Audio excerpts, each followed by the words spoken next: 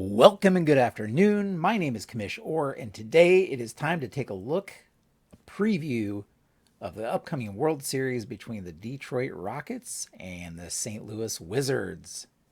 So, heading over to baseballmaelstrom.com, as always, you can always find the latest stats and updates over on the website. So, this was through the last game of the season. I did a 54 game season, 1/3 of the regular season length. And if we scroll down here to the standings, we can see that the Detroit Rockets won the American League with a record of 32-22, 5-game lead over the Boston Splinters. Detroit, the only team in the American League made up of non-Hall of Famers, and we'll check out their roster here in just a moment. St. Louis Wizards, with a commanding lead in the National League, 36-18. Second place team in the National League was the Los Angeles Dynamos at 27-27, 9 games back. There was a time where LA was within striking distance, but a long losing streak kind of doomed them towards the end of the season. So, I just wanted to take a look at these teams as we head into the World Series. See how they match up. There was no interleague play, so this will be the first time these two teams have faced off against one another. The only time that the American and National League teams have faced each other, it was the All-Star game when we had the American League All-Stars and National League All-Stars. But here we see that St. Louis scored 278 runs this season and only allowed 195 for a run differential of 83. That compares to Detroit, who scored more runs, 304 runs, but they also allowed a lot more, 271. They only had a run differential of 33. Boston actually had a better run differential there than Detroit. Detroit, with a home record of 14-13 on the season, they did much better on the road, 18-9. St. Louis, 18-9, both at home and on the road, so pretty even there. So, how do these two teams match up on paper? Well, let's take a look at the stats a little bit. We're going to start with the Detroit Rockets. And Detroit has, from top to bottom, a pretty solid lineup. So, we can see their projected lineup here, and we'll talk about against righties and lefties here in a second. But Kenny Lofton playing center field for them, Ichiro Suzuki in right, Alex Rodriguez at short, Dick Allen playing first base. Against righties, you'll have Adrian Beltre playing third. I guess he'll also be playing third against lefties, just a little different spot in the order. Charlie Blackwell will be DHing.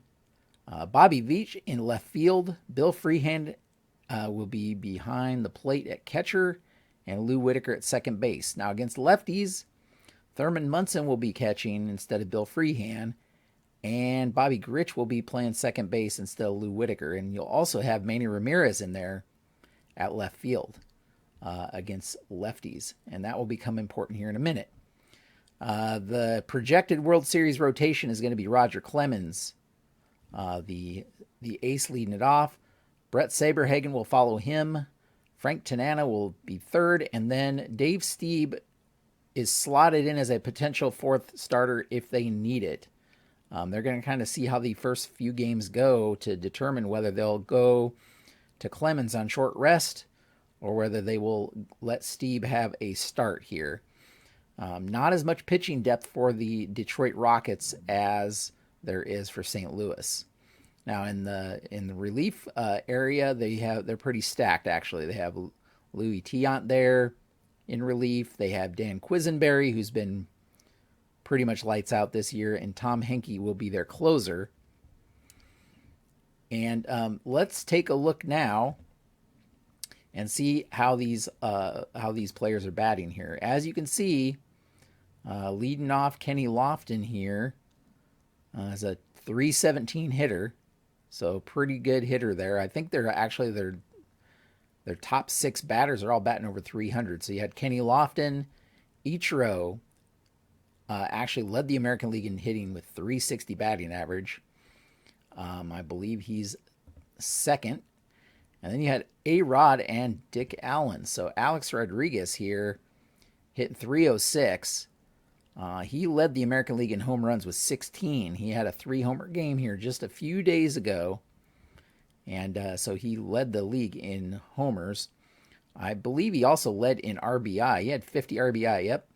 He had 50 on the season, which led the American League as well. 387 on base, 626 slugging. Solid hitter. Now behind him, batting cleanup is Dick Allen. Allen actually missed some games due to injury, but also was hitting 333 with a 660 slugging, even a better slugging than A-Rod there. Allen had 11 homers, so not as many homers as Alex Rodriguez, but he also did it in about 50 fewer at-bats. So Dick Allen's also one to watch out for, 398 on base. So there's your top 4. Adrian Beltre and Charlie Blackwell were next. Adrian Beltre finished at 338, as did Charlie Blackwell, so both of them hit 338. Beltre had a little bit more power there with 13 homers on the season. Higher slugging percentage for him. Blackwell had a better on base, though, 422 compared to 357. And that's your number 5 and number 6 hitters. Except against lefties, Beltre kind of drops down a little bit in the order. So a solid top 6, and the remaining 3 are kind of a little bit lower, I guess. You have Bill Freehan hitting 269 there. Bobby Veach hit 267, and Lou Whitaker only hit 247 this season. Now, a couple of those players will be swapped out against lefties. And Manny Ramirez, for example, will be taking Veach's spot there in left. Ramirez hit much better against lefties than Veach did. And so he'll be batting against left-handed pitching there. So that's kind of the Detroit Rockets lineup overall. Let's look at their pitching a little bit here. We see Roger Clemens had the best ERA among the starters on the team with a 3.66 ERA. He was only 6-5. Saberhagen actually had a better record at 9-3, but a little bit worse ERA, 3.84. Frank Tanana, 6-4 with a 5.38 ERA. Now the ERAs get middle of the pack or worse. And then Steve, if they need to use him, at 5.57. Now, relievers, though, as I mentioned, Louis Tiant had a 5.14 ERA, so not the greatest there. But Dan Quisenberry, who's their setup guy, with a 1.61 ERA, one of the best ERAs in the entire Maelstrom, actually. And then Tom Henke, the closer, with a 3.79. He had a couple of starts where he got kind of knocked around, but other than those two, he's been pretty good, actually. Now, they also have some other pitchers who can fill in here or there if need be. You have David Cohn, Urban Shocker, and I mentioned Dave Stieb before as possibilities to kind of fill in there. But that's the Detroit Rockets. Let's now take a look at the St. Louis Wizards and see what we're dealing with there. I should mention Detroit Rockets led the entire Maelstrom with a 306 batting average. That's a team batting average of 306. Nobody else, Oakland is 274, was in second place there. Nobody else was close to that. And we'll get to the St. Louis here in a minute. But their ERA, 4.84 ERA, not the greatest. The American League had a lot more offense than the National League did. Now, heading over to St. Louis, we see the Wizards also led the National League in batting average at 287. Not quite up to par with the Detroit Rockets, but still pretty respectable. But an ERA of only 3.47. And so let's take a look at the Wizards and see what we are dealing with there. Let's go over to St. Louis. And we can see the lineup. And I'll talk about the lineup against righties mostly here. Oscar Charleston leading things off, playing center field. You have Tony Gwynn playing right. Larry Walker DHing. Stan Musial in left. Willie McCovey playing first base. Ted Simmons catching. Ron Santo at third. Rogers Hornsby at second. And Ozzie Smith at short, the namesake of the team, the Wizard. And against lefties, you get a little bit of a switch out. You get Orlando Cepeda taking McCovey's place at first. Chipper Jones coming in to play third base instead of Santo. Gwynn actually moves over to DH, and Larry Walker playing right field. Actually, we'll probably switch them out here too. Gwynn will be DHing Larry Walker in right field for both righties and lefties because Walker has a little bit better range and a much better arm than Tony Gwynn does. You have Mike Piazza at the plate against lefties instead of Ted Simmons. But other than that, the lineups are fairly similar there. Now, the St. Louis rotation and bullpen, they had the best rotation in the entire league. You have Steve Carlton, who started as the ace of the staff, actually, is probably their third best pitcher.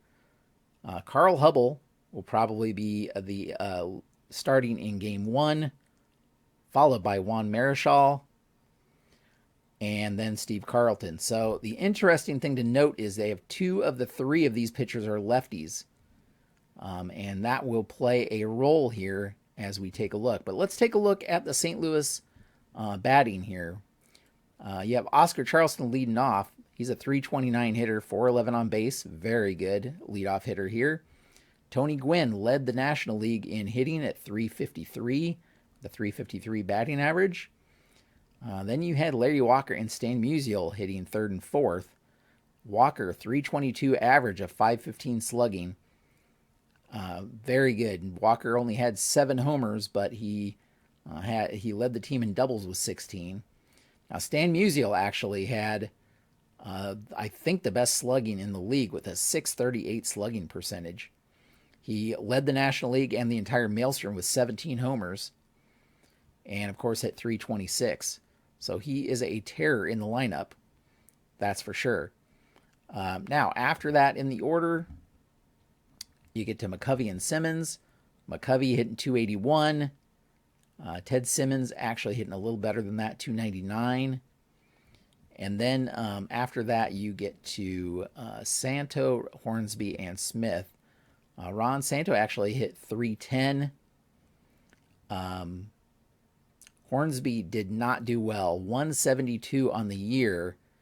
Just couldn't quite do it. However, he's actually better than Pee Wee Reese here. Or excuse me, he's better than Bill Mazeroski. Not Reese. Mazeroski, not known for being a good hitter. He didn't get very many at-bats this season, so he will not be in to start, though he could come in as a defensive replacement.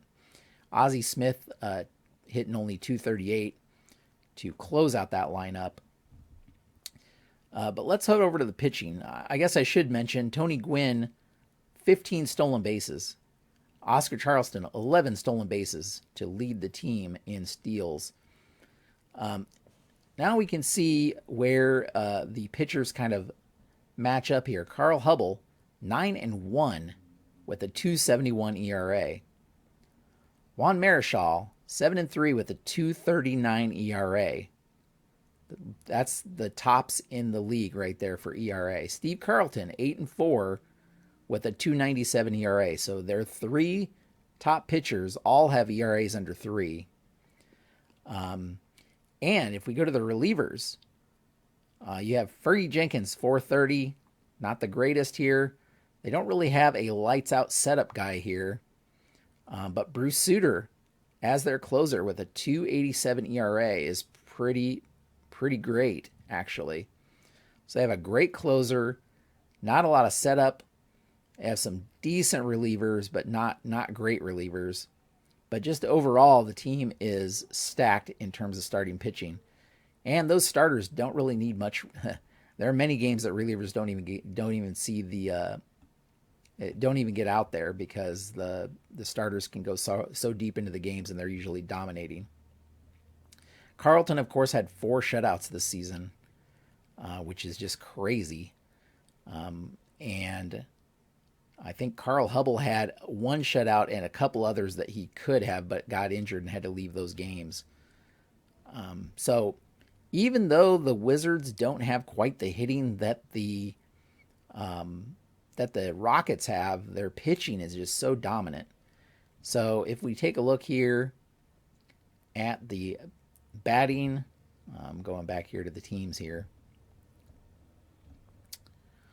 Team batting, Detroit Rockets had 67 homers and 39 stolen bases, but 36 caught stealing. Not a very good split there. St. Louis, 60 homers, so not as many home runs. 40 stolen bases, 21 caught. Now, Bill Freehand, though, does not allow many stolen bases, so I wouldn't expect the Wizards to be getting very many steals in this game. So I mentioned the lefties. So the Wizards have two of the top three pitchers are lefties, and that may be a problem for the Rockets because the Rockets did not do as well against lefty pitching.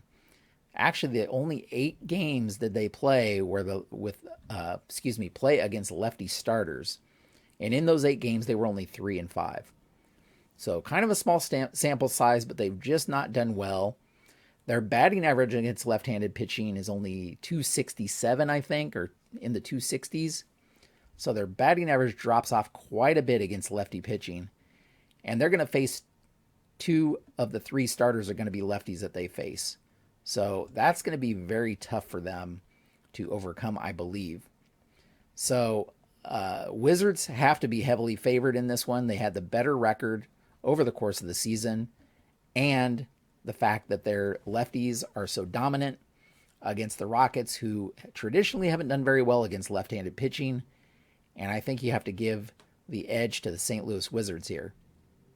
Of course, Detroit, with the offense that they have, and it could turn any game, even if they're behind, they could catch up in a hurry.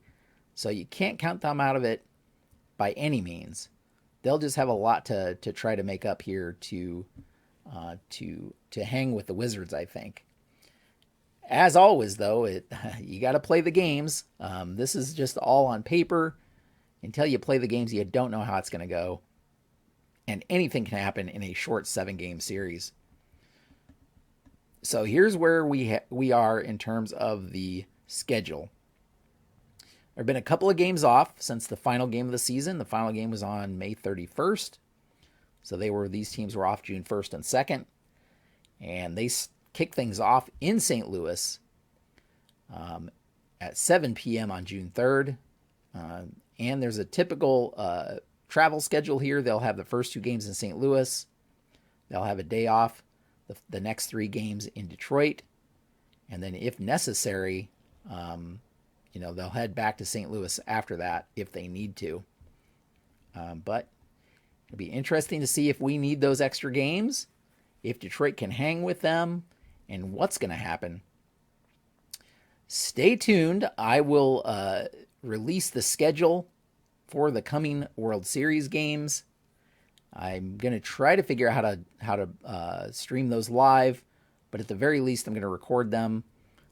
It may take me too much to figure out how to do the streaming live. I know it's not that complicated, but I haven't done it before, so that's just one more thing to try to figure out if I'm to do that. So I may just record the games. At the very least, I will record the games so that you can see those played. Hopefully, you follow along here. As always, if you don't want to miss anything, consider clicking the subscribe button so you can stay up to date on anything going on with the channel. And, of course, you can always head over here to baseballmaelstrom.com to follow all of the action. There will be a little write-up on each game, and you'll be able to follow the stats and that kind of thing as well. So, I think with all that said, this is where we will leave things today.